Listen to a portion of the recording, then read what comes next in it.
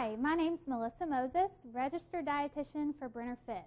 Today we're going to be cooking caramelized Brussels sprouts.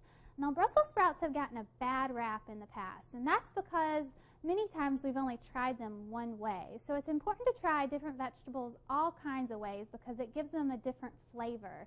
So today we're going to be actually sauteing our Brussels sprouts in a pan, and we're going to be cutting them up into small little feathery pieces. So that's going to be a little bit different than maybe another way that you've tried Brussels sprouts before. All right, so let's take a look at what we have on the cutting board right here. So I've already chopped up a bunch of Brussels sprouts into little feathers, all right? Now Brussels sprouts come from the cabbage family, so that's kind of where they get their bitter flavor that they tend to have sometimes. So what we're going to do, we're going to chop off the end of a Brussels sprout, and I've already pre-washed these Brussels sprouts, and that's important to get any sort of dirt and grime off of them.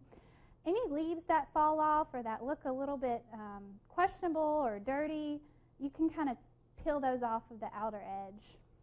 Now this part of this recipe is probably the longest part of the recipe. It's a really quick recipe, but this probably will take you about 5 to 10 minutes to do, just depending on your knife skills. And so I've peeled both of these, and what I want to do now is chop them into little feathers. And all that would be is I'm going to place the Brussels sprout down on the cutting board on the spot that I've already chopped off, and then I'm just going to kind of cut them into little slivers. All right. And we'll do that with our last one right here.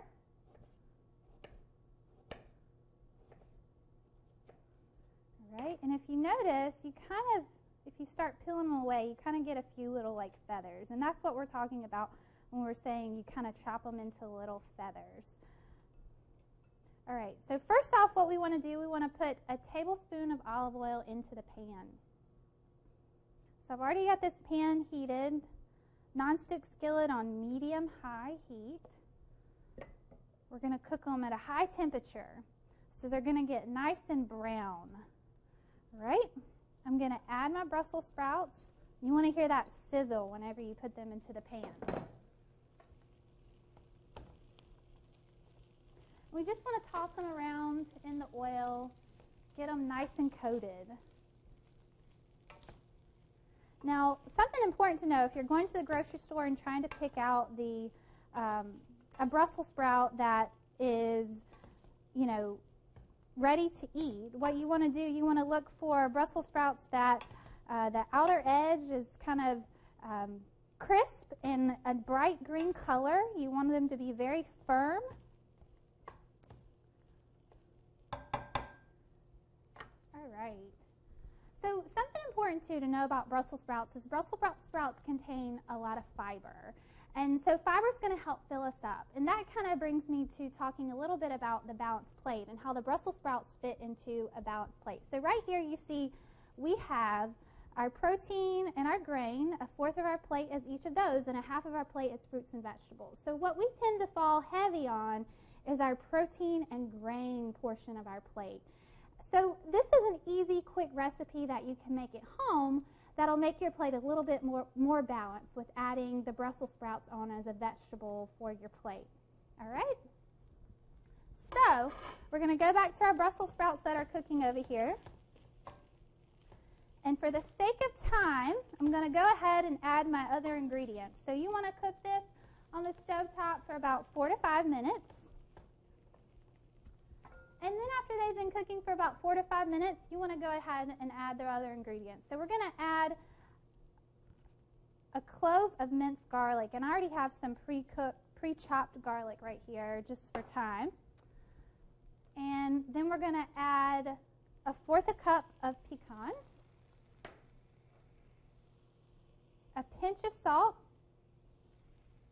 and then lastly, 2 tablespoons of brown sugar. And this is where that term caramelized comes from. We're adding this brown sugar, and that sugar is going to help caramelize those Brussels sprouts, all right? So once you get all that kind of mixed up together, it's going to have a nice coating on it, and it smells delicious. You can use any kind of nuts that you like. You might prefer walnuts over pecans, and that's okay. You can use whatever type you want. You're in charge of this recipe, and you can make it however you please. You can make it without nuts, however you want to do it. All right?